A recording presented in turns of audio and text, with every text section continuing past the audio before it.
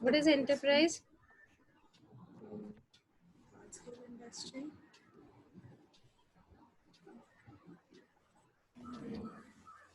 Yes, what is enterprise?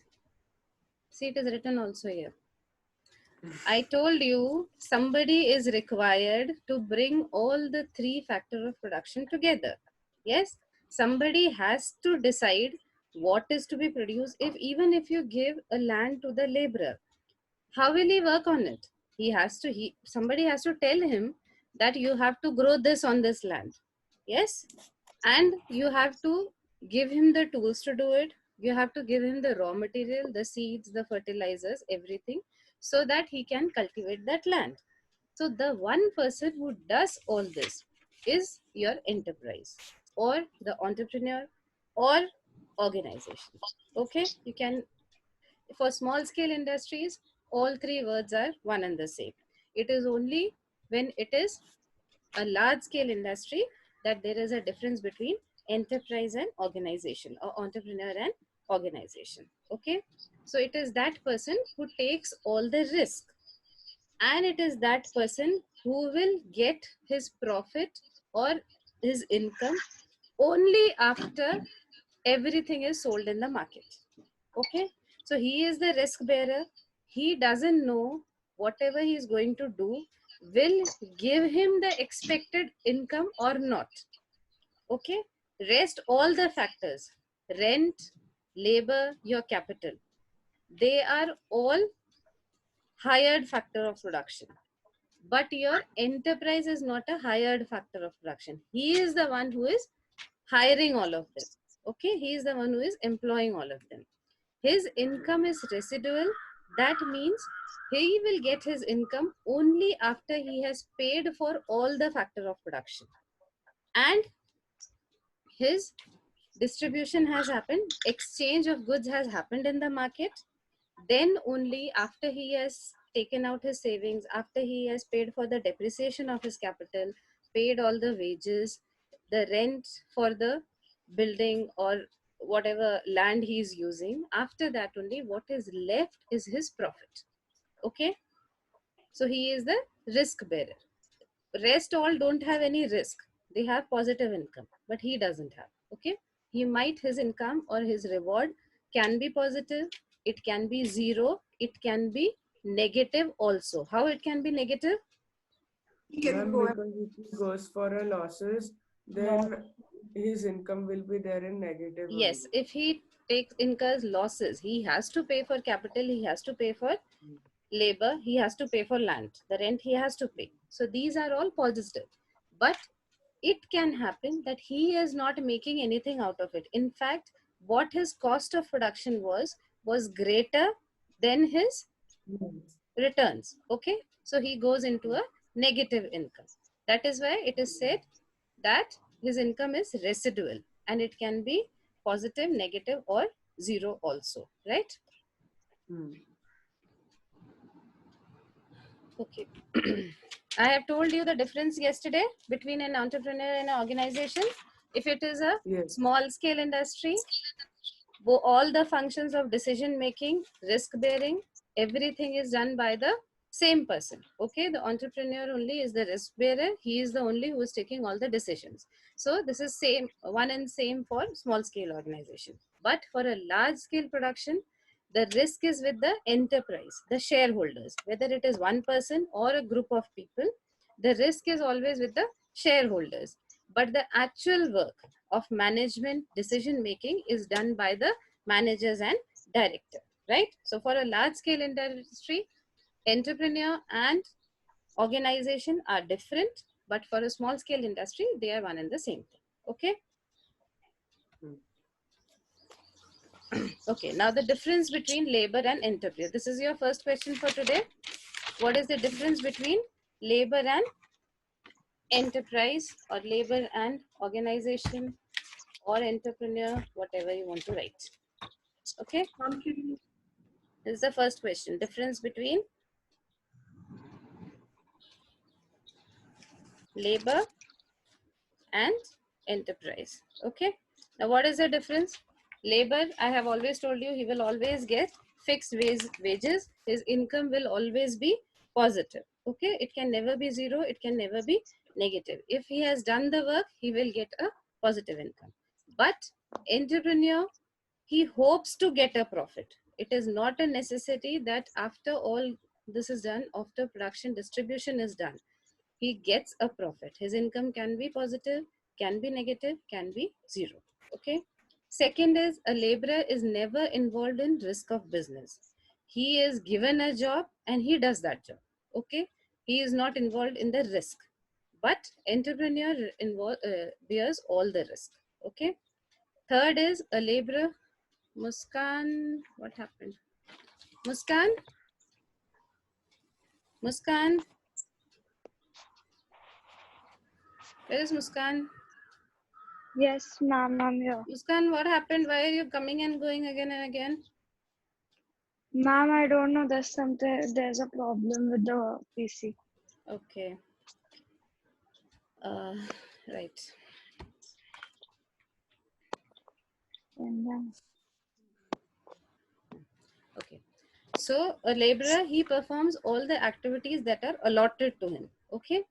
And an entrepreneur, he performs all the jobs which are concerning the business. And what are the jobs that are concerning to the business? All the decision making jobs. Okay. What is to produce, how it is to produce, how much to produce. Okay. All these decisions are taken by the entrepreneur. Laborer only does the work that is allotted to him. Rest, nothing he does. Okay. So the difference between labor and enterprise, I have given you points. We will write it properly in sentence formation. Okay. Now the next is, Ma'am, yes. ma'am, so in exam we can write in these words like same thing. What did you ask, Arya? I didn't hear.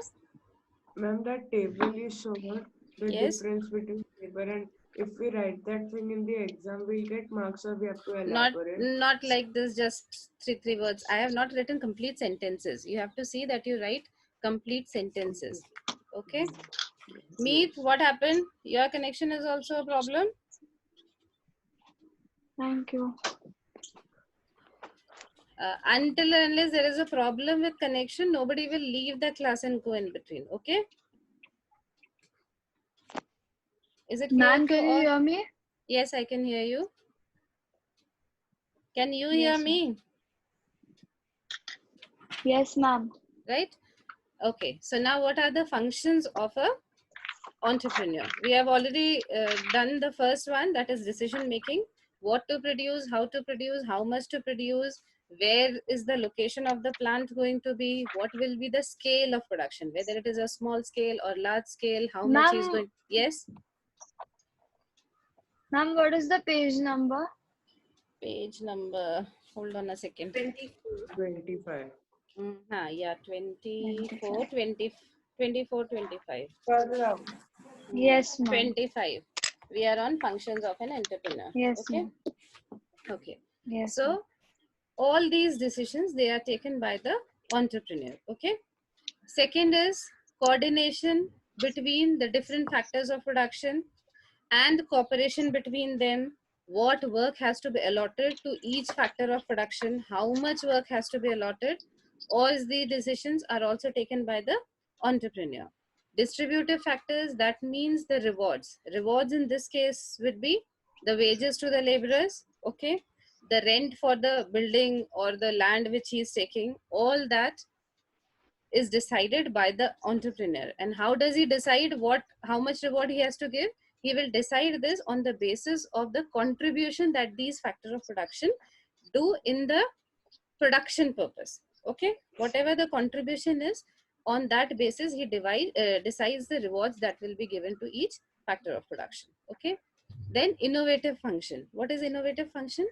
Practical application of an invention. There are a lot of invention happening all around, right? So an entrepreneur has to decide what inventions are more suitable for whatever production work he is doing, and how much he can use it, how he can use that to maximize his output with proper utilization of his resources. Okay, so this work is also of the entrepreneur only. Functions are clear to all? Yes, ma'am. Yes, functions are clear. Yes. Okay, innovative functions. Now, what are the essential qualities of an entrepreneur? Okay, essential qualities of an entrepreneur. Now, this question has come, I have seen in one of the board questions, this has come as such. What are the essential qualities of an entrepreneur? Okay. So, first is he should possess courage and ability to tackle daily problems. Why? Because he's a risk bearer. Okay, he is the one who is taking all the decisions. So, he should have that courage to take that risk, and he should have the ability. Every day in a production unit, lot of problems, coordination among the workers, or there is a problem with the raw material, it is not supplied on time, whatever problems, everyday problems, he should be able to tackle them. Second is capable of making quick decisions, right? Because it is a production purpose unit, he should be able to take quick decisions. One thing is not available, it should not hamper, because the time goes, his production suffers. Okay, so he should be able to take that decision. This is not available, we can make do with this. Okay, complete knowledge about his business. Why should he have the complete knowledge about business?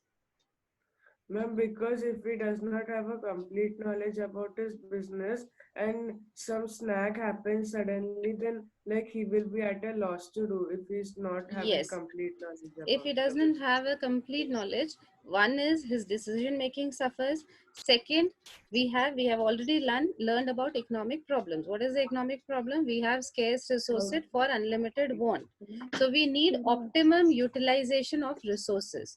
If he does not have complete knowledge of his business, then he will not be able to do this. That is optimum utilization of his resources, right?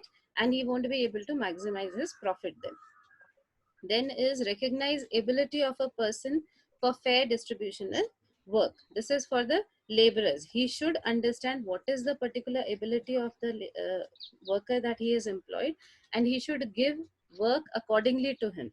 What will happen if he gives work according to that? Ma'am, the production and the efficiency will increase. Yes, the efficiency of the labor increases in that case. Okay. Far-sightedness. What is the meaning of far-sightedness? Ma'am, farsightedness means that that entrepreneur he can see no that if I do this there will be a problem in the future, then I should do Ma'am, this he, instead. ma'am, he Yes. keeps the future consequences in his mind while making his move. Yes, he will keep the future consequences in his mind, how it is going to help expand his business or how it is going to help maximize his profit by proper utilization of his inputs. Okay, so he should have that far-sightedness also in him. Then leadership quality, he is known as the captain of the ship. So what is the job of the captain of the ship? Yes, to lead his people.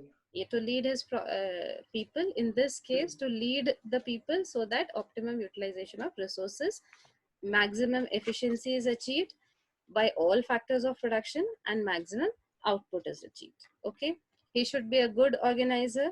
Same thing, he should know the qualities of his workers, he should know what decisions to take when. Okay, well in experienced in his business, experience increases his efficiency also.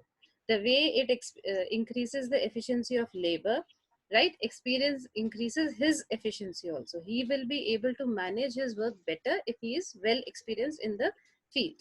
Okay, and then finally he should be a man of his words. What is the meaning of that, man of his words? Ma'am, like what To he says keep to what is he says. useful. He should not Yes, be he should Ma'am, have you that. misleading. can. Yes, he should have the moral character, and he should have that what he has said he will do that. That will build what? Trust. Trust among his Trust workers, among him confidence and the among his neighbors. workers. Yes, it will build confidence in his workers that yes, he will take care of them. And if that we had learned about the worker and entrepreneur relationship also in efficiency, yes, it boosts that. It boosts the efficiency of the laborers. Okay, these essential qualities are clear to all. Yes, I have given you like this points, but when you are writing answers, you will write the points and explain the point. Okay. Yes. Okay. Now, what is the role of entrepreneur in economic development? I think this is your last topic. Yes. Okay. Now, an entrepreneur, he is indispensable factor of production because he is the one who is bringing all the three other factors of production together for the purpose of production. So his role is indispensable. He is very important for a developing country, or for that matter, already a developed country. Okay. Economic development of a country is determined by the number and quality of its entrepreneurs. Not only the number, but the quality also. What is the meaning of quality here? Ma'am, quality is like the organizing Efficiency. everything, how All they'll the bring what they take. characteristics that we just now learned that a Yes. entrepreneur should possess. He should have that. Okay, so the number, his education should also be, his experience also. Okay, his decision making, his leadership qualities, all these determine the economic development of a country. Okay, how? Ma'am, First is, yes, Aryan? Ma'am, I have a doubt. Like, Yes. I've this doubt many times. Like, Hmm. if entrepreneurs are basically like businessmen only who handle their business. So, if like in a country, for example, everyone wishes to be entrepreneur, there will be many entrepreneurs, and then there will be less labor, no? Not necessarily. How will everybody see? There are, a country cannot always have a large scale industry, can it have? There are sectors No. like service sectors also. There are sectors Yes. like public good sector also, right? Okay. All these do not require entrepreneurs as such. Agriculture, Okay. in an agriculture sector, the cultivator is only the enterprise. If it is a Yes. small holding, yes. So even if there are more entrepreneurs, the labor force, even if it is less, it will not be that less. And for a country like us, where we are the second most populated country, it is not going Yes. to happen anyway in the near future. Yes or no? Okay. Okay. Understood. Thank you. Yes, in developed countries it does happen that our labor force is less, and that is why it is that expensive also. Okay, that is why they are developed countries, right? Yes. Ma'am, I have a doubt. Yes. Ma'am, if the labor force will be less, Hmm. ma'am, by labor force, ma'am, we have to include the skilled labor as well, right? In that? Yes, skilled, unskilled, semi-skilled, all three. Yeah. It is all three of them. Laborers mean all three of them. Okay, and if the labor force is less, that means we are using more of capital intensive technology. In a developing country, it never happens that labor force is less. Okay, it only happens in developed countries, and in developed countries they are more capital intensive rather than labor intensive. Yes, that is one of the reason also for their being capital intensive. Okay. Okay, increase in output. Increase in output, they are the ones who are deciding what, how efficiently to produce. Okay, so it all depends on the entrepreneur how to make that output increase in terms of that all the factors of production are used to their optimum levels. Okay, second is mobilization of savings. Mobilization savings, yesterday we learned that there are three steps in it, right? One is Yes. saving should happen, second mobilization should happen, and third is investment should happen. So this first and second are done. First is done by the normal people, right? Second is your banking and financial sector coming in. Third is where the role of entrepreneur is, that he takes that saving from them and then invests it in production process. Okay, so public money, issue of shares and debentures, investment and industry, capital formation, all this is in the hand of the entrepreneur, and all this is measured when we measure the economic development of a country. Okay, generation of employment opportunities, he is the one who is making all the decisions, so he is the one who has a direct role on in generation of employment opportunities. The more efficient he is with his factor of production, more will be his profit. More his profit, more he will have savings to reinvest. Okay, and more he reinvests, more he expands his production unit. And more he expands his production unit, more employment opportunities are generated. Okay, then balanced regional development, he is the one who helps the government in a balanced regional development. How? Yesterday we did one point that government should help in what? Banking. Ma'am, that even in remote places, they should open proper kind of Yes, banks. if the government provides with proper infrastructure and proper incentives to the entrepreneurs, then a balanced regional development can happen, and also peace and security. Okay, all this, if is provided by the government, a balanced regional development can happen. Okay, then less dependence on other countries. Less dependence on other countries, that means we do not have to spend most of our money in importing goods, right? Importing of goods is expensive. It takes money from our development, yes, from our GDP. So if we are able to produce indigenous goods means made in our own country, we will have less dependence. Yes, Arya, you raised your hand. Have Yes, a ma'am. question? Haan, bolo. Ma'am, like I have a doubt in this, ma'am. You told that we need our most of our save, like the country's money goes on imports, but in India, like India, they're importing from China, but it is very cheap. But then why still we are importing? I did not say, because everything can't be produced in our country. Can we produce everything in our country? So No. when we are dealing in exports and imports, exporting, we will see what trade facilities the other government is giving is first, and what can maximize our profit. Okay, same way importing also, we see what the other government is giving as facilities and which can minimize our cost. Import is a cost for us, yes, export is a benefit for us. Okay, we are earning money when we are exporting something, we are losing out on our money when we are importing something.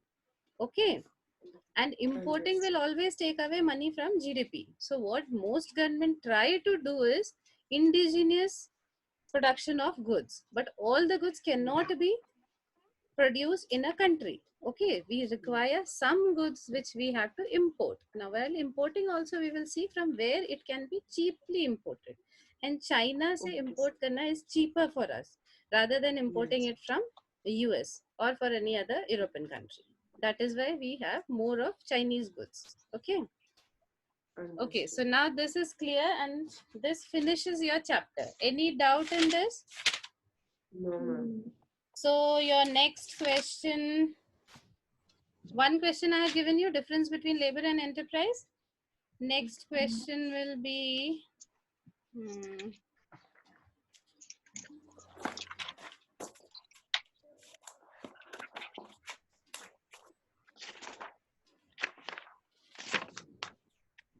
human capital, low rate of capital. Here, you come to this page, page number 33, question number 28.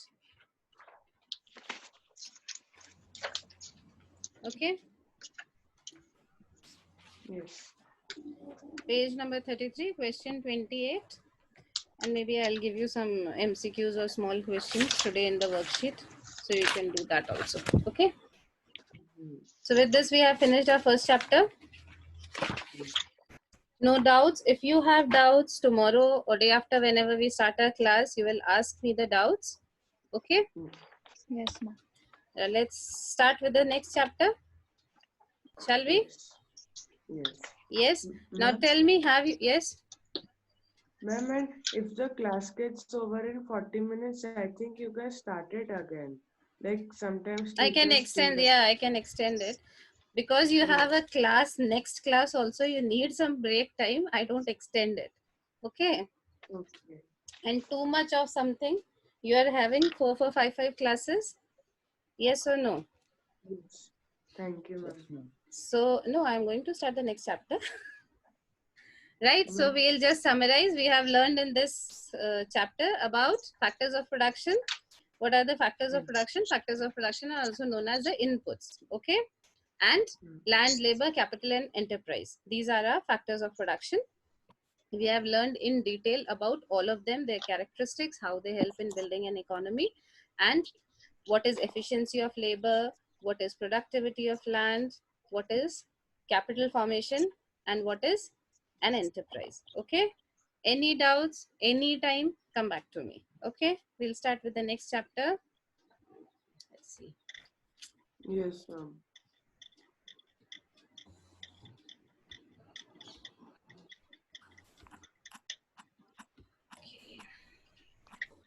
The next chapter that we have is demand.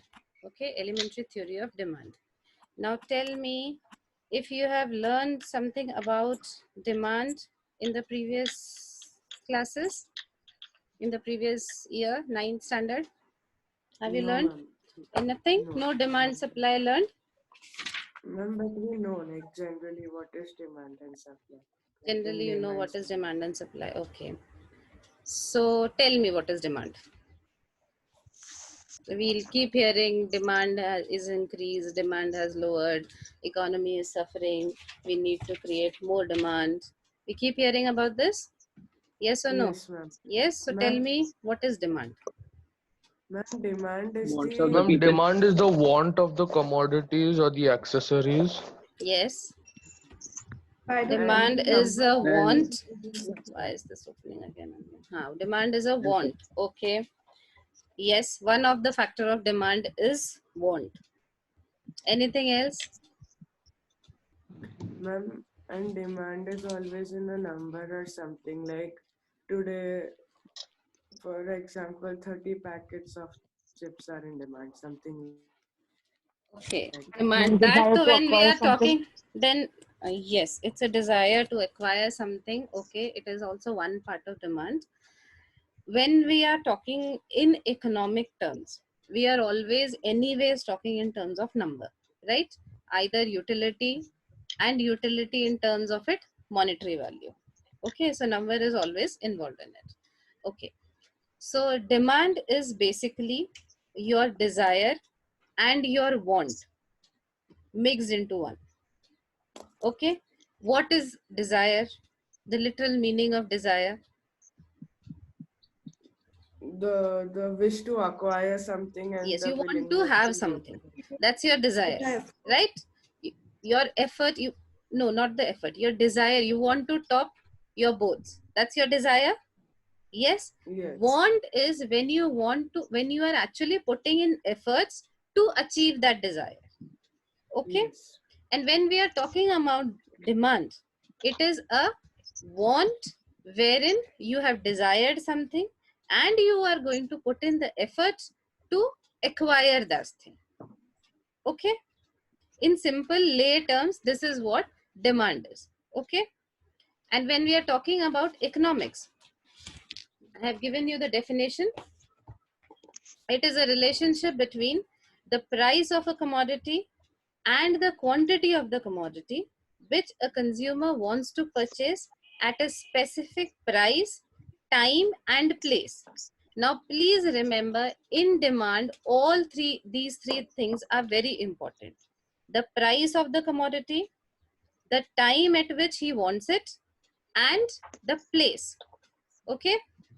So this means a very simple example I will give you. Everybody uses sugar at home. Okay. Yes. Now, how does your mother or your father, whoever does the grocery shopping, how does he decide how much sugar he wants? You have a desire to have sugar. Okay, he has the desire.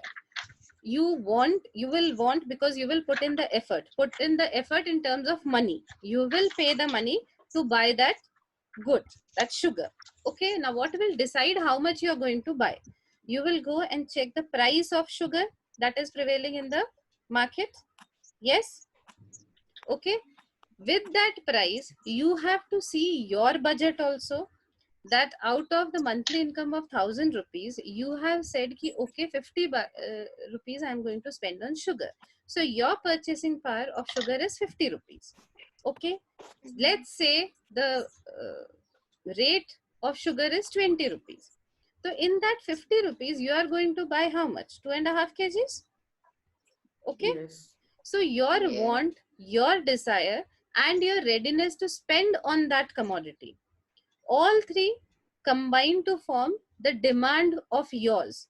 Your demand for this month at price 50 is 2.5 kgs of sugar. Okay, clear to everybody? Yes. ma'am. Okay, Yes, so ma'am. this is where it comes as specific quantity, that is 2.5 kgs of sugar, because that is your purchasing power. You do not want to spend more than this. So 50 rupees, 2.5 kgs of sugar today is what your demand is for sugar. Okay, now tomorrow, let's say the price of sugar increases. Okay, from 20 rupees it goes to 25 rupees, but your income has not increased. Yes, Muskan? Ma'am, I have a doubt. Yes. Ma'am, if a question comes that explain desire or explain want, then do we have to explain all of these three? Desire for a commodity and all. Want is just your wish to acquire something. Desire is So, when you put in an effort with that wish. That's yes, the ma'am. only So explanation. do we need to explain? You don't have to Ma'am, explain Uh, want and desire. The maximum question somebody can give is a 1 mark question. Differentiate between want and desire. It's a 1-line okay. question. Okay. This you will Okay. have to explain when you are explaining demand. When the question comes, explain Yes. demand. Explain demand, not define demand. Okay, define demand is a 1-mark question. Okay, but explain demand will have all this. Arya, what happened? yes. Why are you sleeping? No, ma'am, I'm not sleeping. Tired. Ma'am, and where is Okay, the definition of demand? where is the definition of demand? Come to page number 41. Thus, the term demand shows the relationship between price of a commodity and the quantity of the commodity which a consumer wants to purchase at a specific price, time, and place. Okay. Just before example. Ma'am. Yeah. Okay. Thank you. Okay. Now, what was I explaining? Yeah. Next day, suppose the price of sugar increases to 25 rupees per kg. Okay. Now, your income has not increased. Your purchasing power has not increased. Okay. It is still 50 rupees you have allotted for sugar. So, now in this case, what will happen? You can buy only 2 kgs of sugar instead of 2.5 kgs of sugar.